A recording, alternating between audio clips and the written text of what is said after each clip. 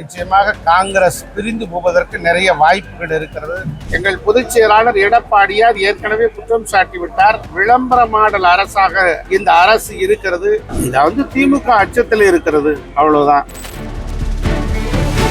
காங்கிரஸ் திமுக இழுபறியாக இருக்கிறது. கூட்டணி இன்று நேற்று என்று சொல்லிக் கொண்டிருக்கிறார்கள். அது பெவிக்காலை கொண்டு ஒட்ட பார்க்கிறார்கள்.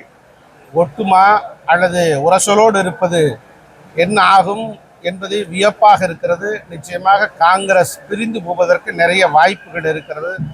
திமுக இப்படிப்பட்ட நிலையில்தான் அவர்கள் உரசலோடு இருக்கிறார்கள். மற்ற கட்சிகளுக்கு எந்தெந்த இடங்கள் ஒதுக்குவது என்று அவர்கள் எந்த குழப்பத்தில் இருக்கிறார்கள். கூட்டணி நிலைக்குமா, நீடிக்குமா, உடையுமா என்பதை பொறுத்திருந்து பார்ப்போம். அதிகமான விளம்பரத்தை கொடுத்துவிட்டு விளம்பர மாடல் அரசு. எங்கள் பொதுச் செயலாளர் எடப்பாடியார் ஏற்கனவே குற்றம் சாட்டிவிட்டார். விளம்பர மாடல் அரசாக இந்த அரசு இருக்கிறது. 520 வாக்குறுதிகளை சொல்லி முழுமையாக நிறைவேற்றாத 420 அரசாங்கமாகத்தான் இந்த திமுகவின் அரசாங்கம் இருக்கிறது.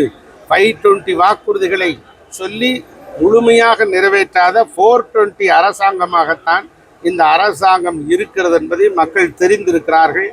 விரைவிலே வீட்டுக்கு போகிறது இந்த சர்க்கார். கூடாது. சேப்பாக்கம் ஸ்டேடியம் என்பது கிரிக்கெட்டுக்காக அமைக்கப்படுகிற மைதானம்.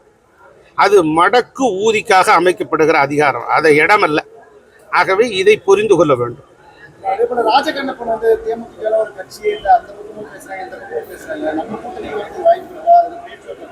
இல்ல, அது குறித்து பொதுச் செயலாளர் அறிவிப்பார்.